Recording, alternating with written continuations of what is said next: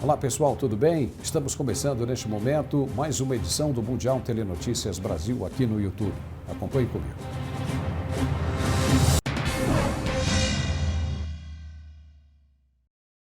Minha Infância Perdida é o nome de uma exposição virtual aberta em Israel para lembrar os horrores do Holocausto. A perseguição aos judeus foi o maior genocídio do século passado.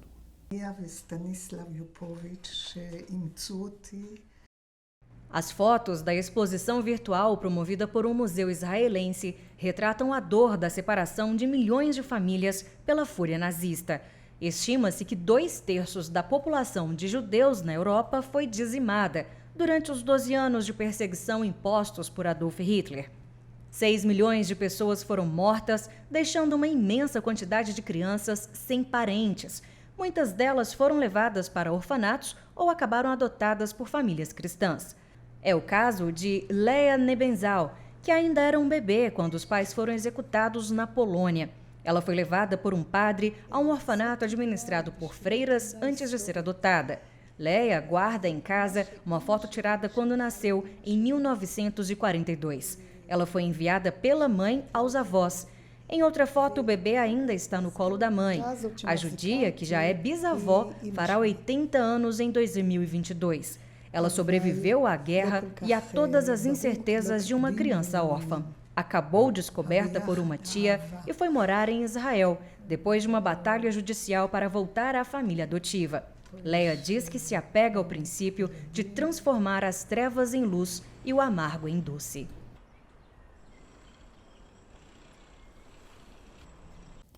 O Papa Francisco marcou o 76º aniversário da libertação do campo de extermínio de Auschwitz, fazendo um apelo. O pontífice pediu que as pessoas mantenham vigilância sobre o extremismo ideológico, porque essas coisas podem acontecer novamente. O pedido do Papa veio 3 semanas depois que demonstrações de antissemitismo surgiram no motim do Capitólio dos Estados Unidos em 6 de janeiro, e 2 semanas depois que uma das maiores sinagogas de Montreal foi vandalizada e quase incendiada. Segundo Francisco, lembrar é uma expressão de humanidade, um sinal de civilidade e uma condição para um futuro melhor de paz e fraternidade. Os nazistas assassinaram cerca de 6 milhões de judeus na Europa. É segno di civiltà. Ricordare in condizione. Uma sobrevivente do Holocausto judeu grego recebeu na terça-feira a 2ª dose da vacina da Covid-19. Zana Sadikario Sotsoglu, de 96 anos, foi prisioneira no campo de concentração de Auschwitz e hoje mora em uma casa de saúde na Grécia. Zana está entre os primeiros idosos que receberam a vacina da Pfizer. Ela entrou em Auschwitz em 1943, aos 18 anos, e foi o único membro da família que sobreviveu ao período de terror. A cidade de Tessalonique era o lar de uma grande comunidade judaica antes da Segunda Guerra Mundial. Depois que os nazistas ocuparam a Grécia em 1941, a maioria morreu em campos de concentração, principalmente em Auschwitz. 27 de janeiro marca o Dia Internacional em memória do Holocausto.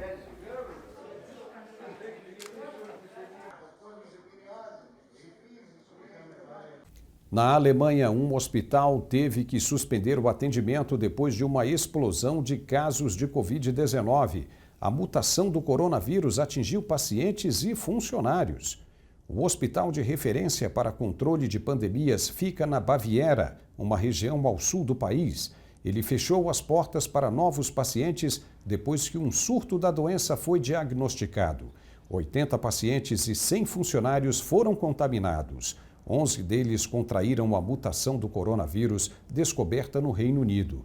Os casos estão sendo investigados para saber como a variante britânica chegou ao hospital.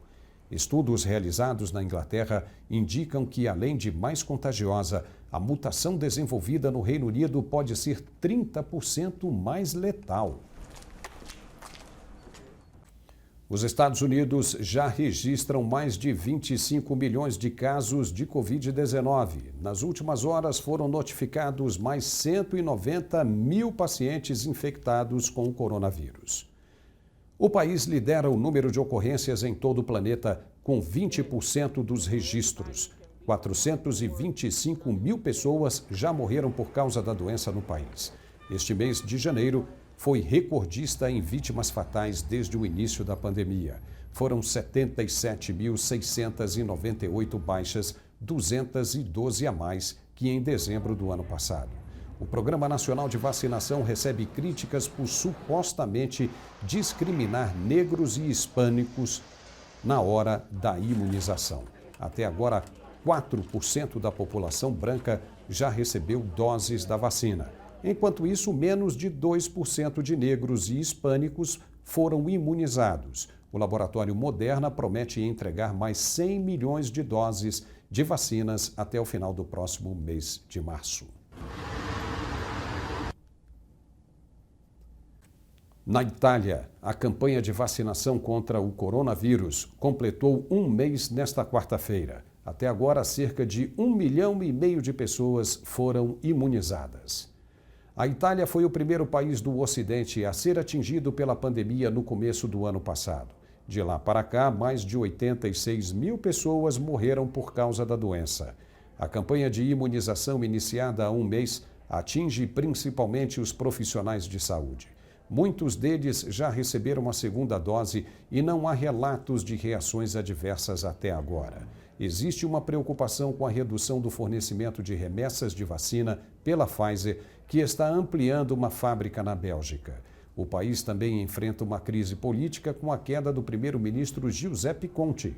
Os dois fatores somados podem provocar algum atraso no cronograma de imunização dos italianos. A plataforma de compartilhamento de vacinas COVAX espera ter 25 milhões de doses da vacina contra o coronavírus para a região do Mediterrâneo Oriental em março. O objetivo é aumentar para 355 milhões de doses até dezembro. De acordo com a Organização Mundial da Saúde, as primeiras doses fornecidas para a região por meio da COVAX vão chegar em fevereiro. A região do Mediterrâneo Oriental compreende países do Oriente Médio, bem como o Afeganistão, Paquistão, Somália e Djibouti. A COVAX é co-liderada pela Aliança de Vacinas Gavi e a OMS, entre outros parceiros. A iniciativa visa garantir o acesso equitativo às vacinas da Covid-19 em todo o mundo. Pelo menos 5 países da região mediterrânea do Oriente vão ser beneficiados com a primeira onda de vacinas COVAX. E vamos fazer agora uma pausa e voltamos na sequência com muito mais informação. O jornalismo tem uma cara nova e você, um novo lugar para acompanhá-lo. A melhor maneira de ver o mundo mais perto. Mundial Telenotícias Brasil. Na China, equipes de resgate ainda tentam localizar um operário preso no fundo de uma mina de ouro. 11 trabalhadores foram retirados do fundo do buraco depois de 2 semanas de espera.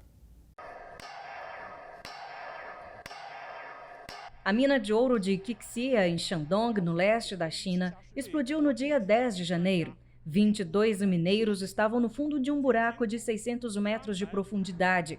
Eles foram soterrados e ficaram isolados por 14 dias. As equipes de resgate fizeram furos ao redor do poço, por onde enviaram comida, medicamentos e, mais tarde, uma linha telefônica. Um dos operários contou como foram os dias no fundo da mina. Sinto como se tivesse renascido. Não tivemos comida nos primeiros 9 dias. Quando o buraco foi perfurado, todos nós nos levantamos. Não há palavras para descrever a sensação.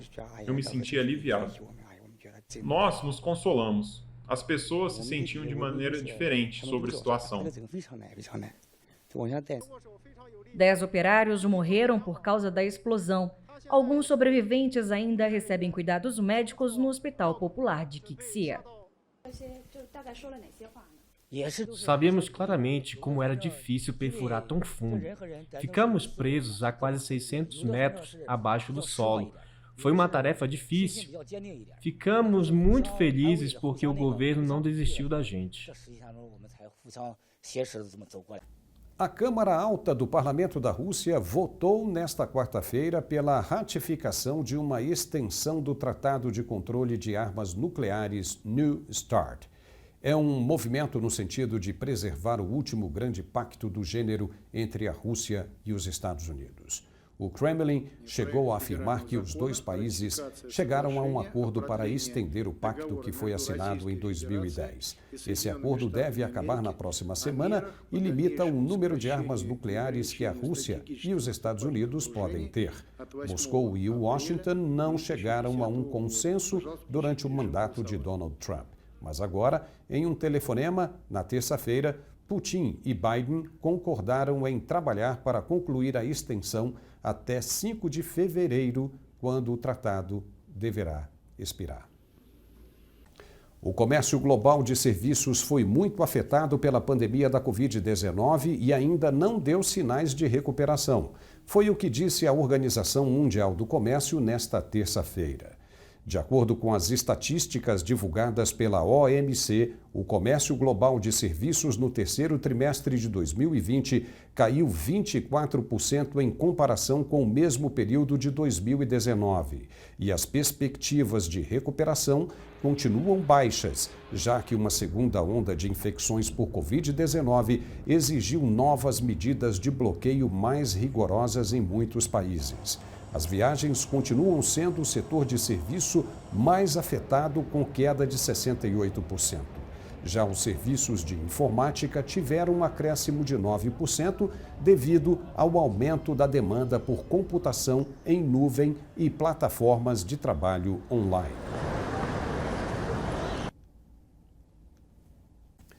E a NASA divulgou imagens de uma caminhada feita por astronautas na Estação Espacial Internacional. Ela foi construída para servir de base para operações humanas fora da Terra.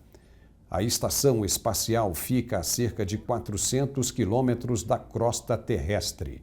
Ela funciona como um laboratório gigante que gira ao redor do planeta.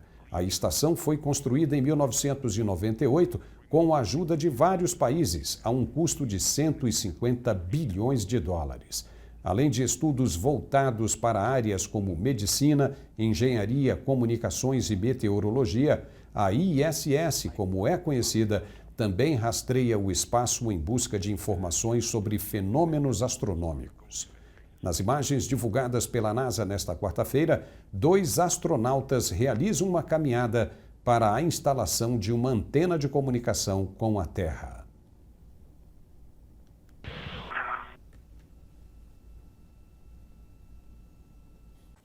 O artista francês Saip concluiu mais um enorme afresco pintado com spray no chão. Desta vez, o local escolhido foi uma comunidade carente da cidade do Cabo. A obra é parte de um projeto global com o qual ele quer ajudar a promover a unidade em um mundo cada vez mais polarizado.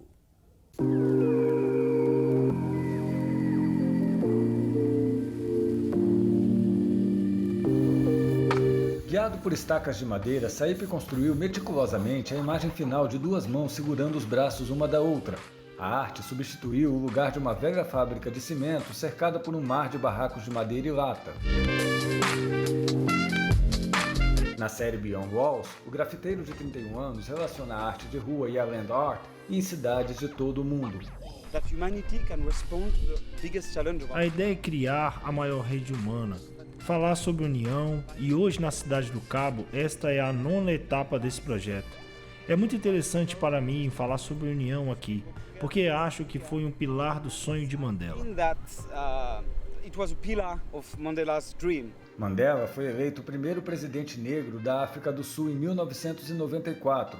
Diante da desigualdade social, tentou promover a reconciliação entre a minoria branca e a maioria negra após anos de discriminação racial durante o apartheid. Saip foi eleito um dos jovens artistas mais influentes do mundo pela revista Forbes, pelo movimento Beyond Walls. Ele também pintou imagens temporárias e biodegradáveis e gramados de lugares como Yamoussoukro, na Costa do Marfim, ou Champ de Mars, próximo à Torre Eiffel, em Paris. No ano passado, Saip passou a mensagem de igualdade em um grande afresco biodegradável no gramado da sede europeia das Nações Unidas em Genebra, para marcar o 75º aniversário da fundação do maior monumento de Paris. Essa é mais uma prova de que arte e igualdade social podem sim andar de mãos dadas.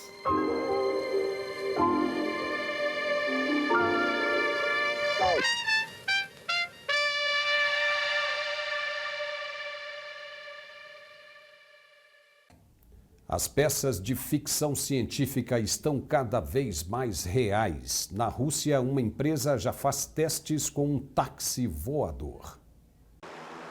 O protótipo da empresa Hoversurf foi apresentado à imprensa em Moscou. O táxi funciona à base de um conjunto de hélices que pode erguê-lo do solo e impulsioná-lo para a frente. Os fabricantes se inspiraram em drones para projetar o carro voador. Começamos com a tecnologia de um drone pessoal monoposto Hoverbike Scorpion S3. Ele era mais barulhento, mais extremo, mais ousado, se assim posso dizer. Desde então, estamos constantemente modernizando a tecnologia de transporte de pessoas por via aérea usando um drone. A expectativa dos engenheiros é começar a produção em massa ainda este ano, com a conexão de veículo à tecnologia 5G. O protótipo logo se transformará em um dispositivo serial que vamos construir em 2021. E assim todas as tecnologias que já construímos serão aplicadas a essa máquina. E o carro voará com um novo tipo de motor que está instalado aqui. O projeto recebeu 3 milhões de dólares em investimentos. Os testes de desempenho e segurança foram feitos na Rússia e nos Emirados Árabes. Quando o serviço de transporte urbano aéreo estiver implantado, por volta de 2025, as corridas no táxi voador deverão custar em torno de 27 centavos de dólar por quilômetro percorrido. No nível atual de desenvolvimento de bateria, já podemos falar em 30 minutos de voo horizontal, o que, em geral, resolve o problema de transporte de passageiros em uma metrópole. É a tecnologia proporcionando uma corrida contra o congestionamento das grandes cidades. Ok, pessoal, encerramos por aqui esta edição do YouTube do Mundial Telenotícias Brasil. Obrigado pela companhia e até a próxima. Com apenas um dedo, você abre a porta do mundo para a informação verdadeira, objetiva e sem censura. Com apenas um dedo, você se junta a esse compromisso. Você vê o resultado de nosso trabalho, a sua nova visão do mundo. Mundial Telenotícias Brasil.